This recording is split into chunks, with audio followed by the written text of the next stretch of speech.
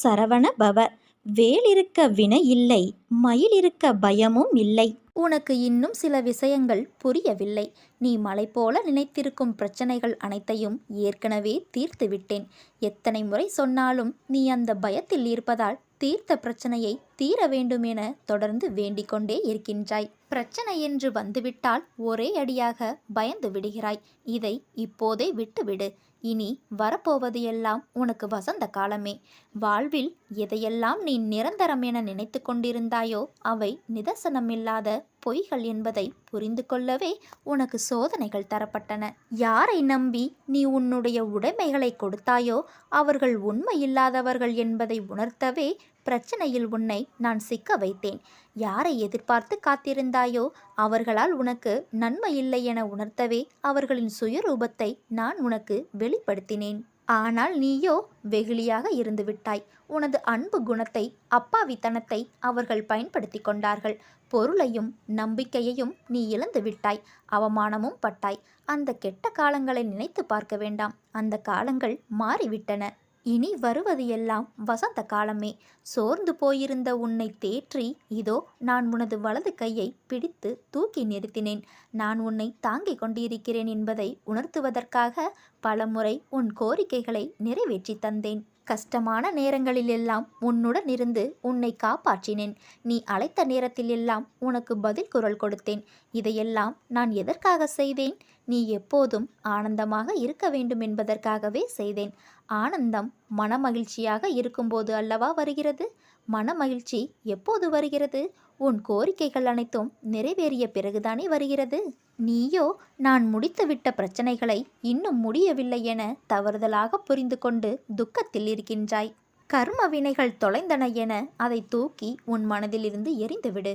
மனிதனாக பிறந்தால் அனைத்தையும் அனுபவித்துதான் ஆக வேண்டும். நீ ஆனந்தமாக இருக்கும்போது உனக்குள் தைரியம் பிறக்கும், தன்னம்பிக்கை பிறக்கும், எதையும் சாதிக்கலாம் என்ற உற்சாகம் பிறக்கும். உன் வேண்டுதல்கள் எல்லாம் நிச்சயமாக பலிக்கும். உனக்கு எல்லா சூழ்நிலைகளிலும் உன் சாயப்பா நான் துணை நிற்பேன். என் வார்த்தைகள் மீது நம்பிக்கை வைத்து செயல்படு. நீ எங்கு சென்றாலும் உனக்கு முன்பு நான் இருப்பேன் என்று உனக்கு ஏற்கனவே சொல்லியிருக்கின்றேன். அதே போல நீ அங்கு செல்லும் முன்பு அந்த இடத்தில் உனக்காக நான் காத்து கொண்டு இருக்கின்றேன். என்றும் உனக்கு அந்த இடத்தில் துன்பம் வராமல் நான் பார்த்து கொள்வேன். நீ நினைத்தபடி அனைத்தையும் நான் நடத்தி தருவேன். நீ சற்று பொறுமையாகவே இரு. எந்த குழப்பமும் உனக்கு தேவையில்லை. நமது முன்ஜென்ம பந்தத்தினால் நீ மீண்டும் என்னை கண்டு கொண்டாய். என்னை வணங்கும் பேரும் பெற்றாய். இந்த ஜென்மத்திலும் அது நிச்சயமாக தொடரும். நீ பட்ட கஷ்டங்கள் அனைத்தும் மறையும் நேரம் நெருங்கிவிட்டது. நீ ஓடி ஒளிந்தது போதும். உன் கஷ்டங்கள் அனைத்தையும் என் துணியில் இட்டு பொசுக்கிவிட்டேன். ஒருவருக்கு நாம் செய்யும் நன்மையும் தீமையும் நமக்கும் நம் அடுத்த தலைமுறைக்கும் வரும் என்பதால் எவருக்கும் தீமை செய்திடாமல் நன்மை செய்தால் வாழ்க்கை ஒளிமயமாகும். பிறர் உழைப்பில் ஆதாயம் தேடுவதை விட சொந்த உழைப்பில் கிடைக்கும் வெற்றியே என்றும் நிலைக்கும். அடுத்தவர் பொருளுக்கு ஆசை கொள்வதை விட கிடைத்ததை வைத்து கோபுரம் கட்டுபவர் இறைவனின் ஆசி பெறுவர். உனக்காக காத்து கொண்டு இருக்கின்றேன். உன் மன உளைச்சலை நீக்கி உன் மனம் குளிர உன் வாழ்வை மகிழ்ச்சியின் உச்சிக்கு அழைத்து செல்ல உனக்காக நான் இதோ என் துவாரகாவில் காத்து கொண்டு இருக்கின்றேன். விரைந்து வா. அனைத்தும் மாறும், விரைவில் மாறும். உனக்கான அழகிய வாழ்க்கை உன்னை தேடி வரும். பயப்படாதே, எதற்கும் கலங்காதே. நீ நன்றாக இருப்பாய். நான் உன்னோடு இருக்கும் வரை உனக்கு எந்த தொந்தரவும் இல்லாமல் பார்த்து கொள்வேன். அனைத்தையும் உனக்காக நான் தருவேன். இந்த நேரத்தில் நீ சற்று பொறுமையாக இரு. உன் கடன் பிரச்சனை அனைத்தையும் நானே அடைத்து வைப்பேன். அதற்கான நேரம் வெகு தொலைவில் இல்லை. வாழ்வில் ஏற்றமும் தாழ்வும் இருந்து கொண்டேதான் இருக்கும். அதற்காக எனக்கான முயற்சியை மேற்கொள்ள மாட்டேன் என்றால் அது என்ன அர்த்தம்? ஒரு பள்ளத்தை தாண்டி வரும் உயரம் என்பது உன்னை ஒருநிலைப்படுத்தி உனக்கான வழியில் நேர்மறையுடன் பயணிக்கத்தான் என்பதை புரிந்து கொள். நம்பிக்கையும் பொறுமையும் வீண் போகாது. என்றைக்கும் உனக்கு உன் சாயப்பாவாகிய நான் துணை நிற்பேன். ஒரு பொழுதும் நம்பிக்கை இழக்காதே. அனைத்தும் நன்மைக்கே என்று நம்பு. தடங்களுக்கு என்றும் வருந்தாதே. அதிலும் ஏதாவது நன்மை இருக்கும் என்ற நம்பிக்கையோடு செயல்படு. வாழ்க்கையில் போராடினால்தான் பக்குவம் என்ற பொக்கிஷம் உனக்கு கிடைக்கும். கடந்து போனவைகளை பற்றி கவலை கொள்ளாதே. இனி நீ கடக்கப் போகும் வாழ்க்கையை பற்றி சிந்தித்துக்கொள். நான் உங்களுக்கு ஷீரடி கிராமத்தில் இருப்பது போல தெரிந்தாலும் இந்த உலகத்தில் எந்த மூலையில் நடக்கின்ற ஒவ்வொரு விஷயமும் எனக்கு தெரியும். உலகத்தில் நீங்கள் எங்கு வேண்டுமானாலும் இருக்கலாம், என்ன வேண்டுமானாலும் செய்யலாம். ஆனால் ஒன்று மட்டும் நன்றாக தெரிந்து கொள்ளுங்கள், நீங்கள் செய்கின்ற ஒவ்வொரு வேலையையும் நான் நிழலாக பார்த்து கொண்டேதான் இருக்கிறேன். என்னிடம் நம்பிக்கையோடு வேண்டினால் வேண்டியது நிச்சயம் கிடைக்கும். என் முன் கையேந்தும் பக்தர்களுக்கு அவர்களை என்றும் நான் வெறும் கையுடன் போக விட மாட்டேன். இந்த உலகத்தில் எந்த மூலையிலிருந்து வேண்டினாலும் நான் ஓடோடி வந்து ஏதோ ஒரு ரூபத்தில் உங்கள் முன்னாடி வந்து காப்பேன். இந்த அண்டம் என் கட்டளைக்கு கட்டுப்பட்டு நடக்கும். நம் வாழ்க்கையை நிச்சயம் இவர் காப்பாற்றுவார் என என்னை நினைத்து கொண்டு இருப்பவர்களுக்கு நிச்சயம் நான் நீங்கள் எதிர்பார்த்திராத ஒரு உயர்ந்த வாழ்க்கையை தருவேன். பாபாவின் பாதத்தை நாம் கெட்டியாக பிடித்து கொள்ள வேண்டும். பாபாவே கதி என்று சரணடைந்தால் எதிலும் ஆசை இருக்காது. எல்லாம் இறைவன் செயல் என்ற எண்ணம் வந்துவிடும். சரணாகதியின் மூலம் மீண்டும் மீண்டும் இறைவனை அடைய வேண்டும். அதுதான் இந்த பிறவியின் உயர்ந்த லட்சியமாக இருக்க வேண்டும். இதுதான் நம் மண்ணில் யுகந்தோறும் அவதாரம் செய்யும் அவதார புருஷர்கள், சித்தர்கள், மகான்கள், ஞானிகள் ஆகியோர் நமக்கு கற்றுத்தந்த பாடம். இதை நம் வாழ்வில் கடைபிடித்தாலே பாபா நம்மை அவருடைய நல்லாசியால் மேன்மையடைய செய்து விடுவார். எனவே பாபாவின் பாதங்களை சரண் புகுவோம். பாபாவின் நாமத்தை உச்சரிப்போம். பாபாவே கதி என்று அவர் தம் தாளடைவோம். ஒருவர் எதை கொண்டு அர்ப்பணிக்கப்படுகிறாரோ அதில் திருப்தி அடைய வேண்டும். உணர்வுகள் மற்றும் ஆசைகளிலிருந்து உங்களை பிரித்து கொள்ளுங்கள். இல்லையெனில் அவை உங்களை அடிமைப்படுத்திவிடும். நான் உன்னில் இருக்கிறேன், நீ என்னுள் இருக்கிறாய். எந்த வித்தியாசமும் இல்லை. மகிழ்ச்சியும் துன்பமும் வெறும் மாயைகள். எவர் என்னை தங்கள் அன்பின் ஒரே பொருளாக ஆக்குகிறாரோ அவர் கடலின் ஒரு நதியைப் போல என்னுள் இணைகிறார். மனதில் தெய்வீகத்தை பார். கடவுள் வெகு தொலைவில் இல்லை. அவர் மேலே சொர்க்கத்திலும் இல்லை, கீழே நரகத்திலும் இல்லை. அவர் எப்போதும் உங்கள் அருகிலேயே இருக்கின்றார். எதை தேடி உன் பயணம் செல்கிறதோ அதில் நீ நிச்சயம் வெற்றி பெறுவாய். உன்னை பற்றி ஒருவன் குறை பேசுகிறான் என்றால் அவன் நீ சுமந்து கொண்டிருக்கும் சுமையை சுமப்பதற்கு தயாராகிறான் என்று அர்த்தம். நன்கு அறிந்து கொள். ஒருவன் இன்னொருவனை பற்றி குறை பேசும்போது அவன் அனுபவிக்கும் மனசங்கடங்கள் அனைத்தும் திசை திரும்பி குறை பேசுபவனிடமே சென்றடையும். அதனால்தான் மனிதனின் வாழ்க்கை ஒரு நிலையில் இருப்பதில்லை. எதையும் சிந்தித்து செயல்பட்டால் நல்வாழ்க்கையாக அமையும். குறிக்கோளை நான் எப்போதும் அளிப்பதே இல்லை. என் பெயரை எப்போதும் சொல்கிறவர்கள் என்னையே அனைத்திற்குமாக நம்புகிறேன் என்று சொல்கிறவர் என் வார்த்தையின் மீது முழு நம்பிக்கையை வைத்து காத்திருப்பார்கள். இந்த உலகமும் அதனுடைய ஆசை வலைகளால் உண்டான அனைத்தும் அழிந்துவிடும். ஆனால் என்னை நம்புகிறவர்களின் நம்பிக்கை ஒரு நாளும் அழிந்து விடாது. வாழ்க்கையை சார்ந்து நீங்கள் கவலைப்படுகிற எல்லா விஷயங்களும் அழிந்துவிடும். என்னையே எப்போதும் பற்றி கொண்டிருப்பவருடைய குறிக்கோளை நான் அளிப்பதே இல்லை. உனக்கு என்மேல் நம்பிக்கை இருந்தால் உன் வீட்டு சித்திரத்திலும் நான் உயிரோடு இருப்பேன். நான் இருக்க உனக்கு கவலை எதற்கு? முன்பு இருந்த வாழ்க்கையை நினைத்து வருந்தாதே. இன்று நீ என்னுடன் இருக்கிறாய் என்று எண்ணி நிம்மதிக்கொள். முடிந்து போனதை நினைத்து வருந்தவும் வேண்டாம், வரப்போவதை நினைத்து கவலைப்படவும் வேண்டாம். நடப்பவை அனைத்தும் உன்னை பலப்படுத்தவே. உனக்கு வருகிற சோதனைகள் எல்லாமே உன்னை சாதிக்க வைக்கவே. சோதனையில் சோர்ந்து போகாதே. மன வலிமையோடு எதிர்கொள். நான் இருப்பேன் உன் நிழலாக. உன்னை வழி நடத்தி உன் கூடவே நான் எப்பொழுதும் இருப்பேன். வாழ்க்கையே போராட்டம் என வாழும் உனக்கு மிகப்பெரிய மாற்றம் வரப்போகிறது. அதை நான் உருவாக்கி தருவேன். நீ நினைக்கும் போதெல்லாம் உனக்கு துணையாக உன் அருகில் நான் வருவேன். உன் மூலமாக நடத்தப்படும் எந்த ஒரு நிகழ்வும் உன்னால் நடப்பவையல்ல, உன்னை வைத்து நடக்கப்படுகின்றன. நீ ஒரு கருவியே ஆகும். தேவைப்படும் போது நீ தேர்ந்தெடுக்கப்படுவாய். சிறிது நேரம் நீ உன் கண்களை மூடி உன் சுற்றுப்புறத்தையும் மனதையும் அமைதி கொள்ள செய். பிறகு நான் பேசுவதை நீ புரிந்து கொள்ள முடியும். நீ பேசுவதை நான் எப்படி கேட்கின்றேனோ அதே போல நான் பேசுவதையும் உன் பிரச்சனைக்கு தீர்வு சொல்வதையும் நிச்சயம் உன்னால் உணர முடியும். நீ என்ன வேண்டினாயோ அதை கொடுக்கத்தான் உன் தந்தை இப்போது வந்திருக்கின்றேன். புரிந்ததா என் அன்பு குழந்தையே? உன்னுடைய வேண்டுதல்களையும் நீ என்னிடம் கேட்டுவிட்டாய். இருந்தாலும் இது நடக்குமா நடக்காதா என்று மனதளவில் குழம்பிக் கொண்டு இருக்கிறாய்தானே? உன் அப்பாவின் மீது உனக்கு நம்பிக்கை இல்லையா? உன்னை பெற்ற தாயையும் தந்தையையும் நீ எப்போதாவது சந்தேகிப்பாயா? சொல்.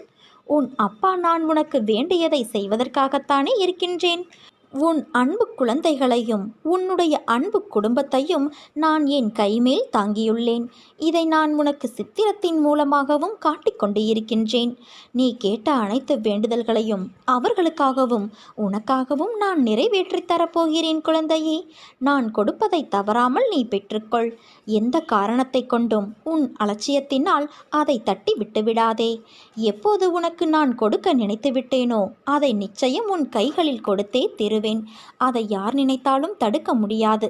நான் உன்னிடம் பேசுவதையும் உன் தீர்வுக்கு பதில் சொல்வதையும் கொஞ்சம் மனதை அமைதிப்படுத்தி கொண்டு கேட்டாயானால் நிச்சயம் உன்னால் நேரிலேயே அதை உணர முடியும்.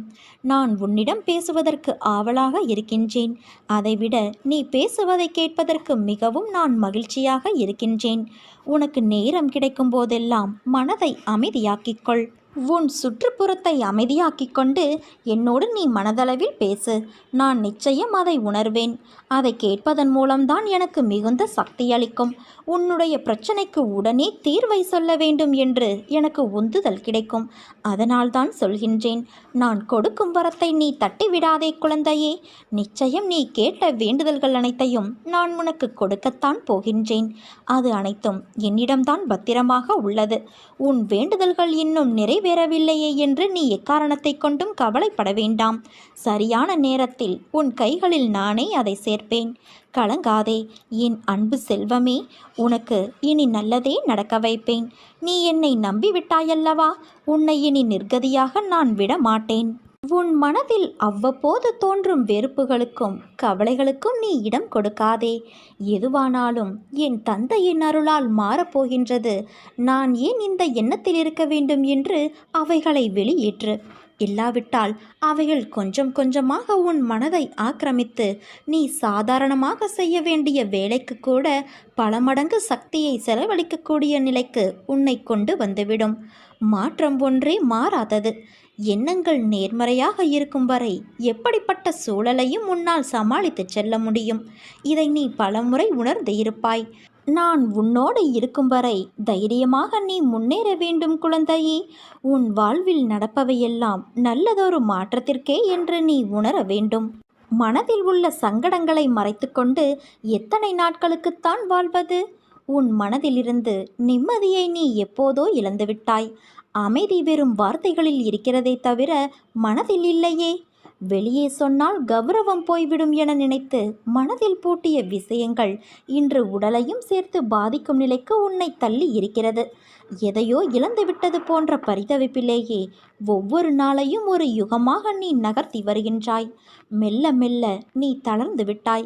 உன்னை தேற்றுவதற்காகவும் உனக்கு உதவிகள் செய்வதற்காகவும் இதோ நான் உன்னோடு இருக்கிறேன். எதிலும் அவசரமோ பதட்டமோ கொள்ளாதே. அது பாழ்பட்டுவிடும். நிதானமான அணுகுமுறையே நடக்க வேண்டியதை கிடைக்க வேண்டியதை உனக்கு கிடைக்கச் செய்யும். காலம் மாறும், காட்சிகள் மாறும், வாழ்வும் மாறும். ஏனென்றால் உன்னோடு உன் தந்தையான நான் இருக்கின்றேன். என்னை நம்பி சரணடைந்தவர்கள் யாராக இருந்தாலும் அவர்களை நான் காப்பாற்றுவேன் என்று வாக்குறுதி கொடுத்திருப்பதால் என் வார்த்தையை காப்பாற்ற நான் பாடுபடுவேன். உன் துக்க நாட்கள் முடிந்து போய்விட்டது குழந்தையே. இனி நிம்மதி உன்னை நிரந்தரமாக ஆட்கொள்ளப் போகிறது. எதையும் சுலபமாக எடுத்துக்கொண்டு நடக்கப் போகிற நிலைக்கு நீ வரத்தான் போகின்றாய். உனக்கு நிம்மதியும் சாந்தியும் கிடைக்கும். உண்மையிலேயே நீ என்னிடம் சரண் புகுந்துவிட்ட குழந்தை என்றால் வேண்டியதை அளிக்க நான் தயாராக இருப்பதை நீ உணர்ந்து கொள்வாய். என்னிடம் இந்த கணமே பூரண சரணாகதியடைந்து பார். மற்ற எல்லாவற்றையும் நான் பார்த்து கொள்கிறேன். உன் வேண்டுதல் எனக்கு கேட்காமல் இருக்குமா? என் இதயம் இலகாமல் இருக்குமா? ஸ்மரணை உன்னுடையதாக இருக்கையில் என் இதயத்தில் எதிர்வினை ஏற்படாமல் போகுமா? நான் சர்வமும் வியாபித்து இருக்கின்றேன். உனக்கு அருகிலேயே நான் இருக்கின்றேன். என் நாமம் உன் மனதில் இருத்திக்கொள். உன் கோரிக்கைகள் எதுவானாலும் கண்டிப்பாக நிறைவேறும். கர்மவினை எவ்வளவு பலமானதாக இருந்தாலும் கன நேரத்தில் நசிந்துவிடும். என் அனுக்கிரகம் உனக்கு நிரந்தரமாக இருக்கும் என் குழந்தையே. நீ என்னுடைய ஆலயத்திற்கு வந்து பிரார்த்தனை செய்தவைகள் நிறைவேறுவதற்கான காலம் வந்துவிட்டது. உன் பிரார்த்தனைகளில் ஒன்று நிறைவேறி உன்னை மகிழ்ச்சி அடைய செய்யும். உனக்கான நல்ல காலம் வருவதற்கு நீ பொறுத்திருந்தாயல்லவா? அந்த காலம் வந்துவிட்டது. மனதில் உள்ள எதிர்மறைகளை அகற்றி நேர்மறை எண்ணங்களோடு மீண்டும் நீ செய்ய வேண்டிய முயற்சிகளை செய்து வா. உன்னால் முடிந்தவரை மற்றவருக்கு உதவியாக இரு. மற்றவர்கள் உனக்கு என்ன செய்தார்கள் என்று ஒருபோதும் எண்ணாதே. நீ இன்னொரு உயிருக்கு செய்யும் உதவி என்னையே வந்தடைகிறது. அதை என்றும் நீ நினைவில் வைத்துக்கொள் என் குழந்தையே. இன்று உன்னை சிரித்த முகத்தோடு பார்க்கும்போது என் மனதில் எழும் சந்தோஷத்திற்கு அளவே இல்லை. உன் சிரிப்பை பார்த்து எவ்வளவு நாள் ஆயிற்று? இன்று நீ நிம்மதியாய் உணர்ந்தாயல்லவா? அதேபோல உன் நிலைமையும் மாறும். இந்த வயதில் உழைக்காமல் வேறு எந்த வயதில் உழைக்கப் போகிறாய்? சோர்வு, தோல்வி இவை அனைத்தையும் தூக்கி எறி. உனக்கு கீழே இருப்பவர்களை ஏளனமாக கருதாதே. அவர்களும் உனக்கு நிகரானவர்கள்தான். வேலை, காசு, சொத்து இவைகளை வைத்து மற்றவர்களை நீ எடை போடாதே. என் பிள்ளையை நேர்கோட்டில் வாழ வைப்பதுதான் என் கடமை. பிறரின் நிலையைக் கண்டு நீ நகைக்காதே குழந்தையே. நிலைமை என்பது ஒவ்வொரு மனிதரும் வாழும் நிலையை பொறுத்து அமையும். அதனால் வார்த்தையை பேசும்போது ஒவ்வொரு வார்த்தையையும் யோசித்து பேசு. உன்னை கோபப்படுத்தும் சூழ்நிலை வந்தாலும் அமைதியாக இரு. கோபத்தில் பொறுமையையும் நிதானத்தையும் இழந்து விடாதே. அமைதியாக செல்வது என்பது தோற்பது என்று கருதாதே. தோற்பது முக்கியமல்ல, இறுதியில் யார் நிறைவடைகிறார்கள் என்பதுதான் முக்கியம். உனக்கு பிடிக்காத விஷயங்கள் நடந்தால் அந்த ஒரு நிமிடம் என் நாமத்தை உச்சரி. என்னை உன் நினைவில் கொண்டு வா. மற்றதை உன் தந்தையான நான் பார்த்து கொள்கிறேன். என் தங்கமே, நிதானமாக எல்லோரிடத்திலும் பேசு. இனிமேல் என் நாவில் தோன்றும் சொற்களின் பேரருளை நீ பெறுவாய். நீ எதற்குமே பயப்படாதே, கலங்காதே. உன்னில் நிச்சயம் வெற்றி என்ற தீபத்தை நான் ஏற்றுவேன். நீ உன்னில் பார்க்கும் அனைத்துமாய் அகிலத்தின் ரூபமாய் உனக்கு நான் இருப்பேன். உன் அன்பின் ஆழத்தையும் பக்தியின் தூய்மையையும் நம்பிக்கை, பொறுமை எதையும் எதிர்நோக்கி தாங்கும் உணர்வு அனைத்தையும் நான் அறிவேன். என் பரிபூரண அருளும் ஆசிர்வாதமும் அன்பும் பெற்ற என் செல்ல குழந்தையல்லவா நீ? என் தங்கமே, உன் மனதிற்கு நிம்மதியை தரும் மாற்றங்கள் தான் இப்போது உன் வாழ்வில் நடந்து கொண்டிருக்கின்றன. விரைவில் உன் மனம் எதிர்பார்த்த அந்த நிம்மதியான வாழ்வை நீ வாழப் போகிறாய். இல்லத்தில் உள்ள பிரச்சனைகள் முடிவுக்கு வரும். உன் உள்ளத்தில் அடுத்து என்ன செய்ய வேண்டும் என்ற தெளிவான சிந்தனை பிறக்கும். உனக்கு இனி நல்லதே நடக்கும் என் குழந்தையே. என்னிடம் நீ எதிர்பார்க்கின்ற வாழ்க்கையை ஒருபோதும் கேட்காதே. அதற்கு பதிலாக உங்களுக்கு பிடித்த வாழ்க்கையை தாருங்கள் அப்பா என்று கேட்டுப்பார். அங்கே கிடைக்கும் நீ எதிர்பார்த்ததை விட அதிகமான சந்தோஷம், நிம்மதி நிறைந்த வாழ்வு உனக்கு. ஒரு நல்ல செய்தி விரைவில் வரப்போகிறது. உன் உள்ளமும் இல்லமும் மகிழ்ச்சி அடையப் போகிறது. உனக்கான நேரம் துவங்கிவிட்டது குழந்தையே. இனி உன் வாழ்வில் என்றுமே சந்தோஷம்தான். இந்த நொடி முதல் உனக்கு நல்ல நேரம் தொடங்கிவிட்டது. பட்டினியாய் இருப்பது நல்லதல்ல குழந்தையே. உன் மனமும் உடலும் ஆரோக்கியமும் இறைவனை அடைய மிதமான உணவு உட்கொள்ள வேண்டியது அவசியம். ஒரு புனிதமான நாளில் கூட என் குழந்தைகள் பட்டினியாய் இருப்பதை என்னால் ஒருபோதும் அனுமதிக்க முடியாது. உன் உயர்வுக்கு தடைக்கல்லாக எத்தனை பேர் வந்தாலும் அத்தனை பேரும் வியக்கும்படி நான் உனக்கு பல வழிகளை திறப்பேன். நீ நம்பிக்கையோடு முன்னேறி செல். எதற்கும் கலங்காதே. எத்தனையோ துயரங்களை நீ கடந்து வந்துவிட்டாய். இனி வரக்கூடிய நாட்கள் அனைத்துமே உனக்கு பொற்காலம். உன்னை வஞ்சித்தவர்கள், குறை கூறியவர்கள், நீ வாழக்கூடாது என நினைத்தவர்கள் முன்பு வைரமாக ஜொலிக்கப் போகிறாய். நீ நம்பிக்கையோடு இரு.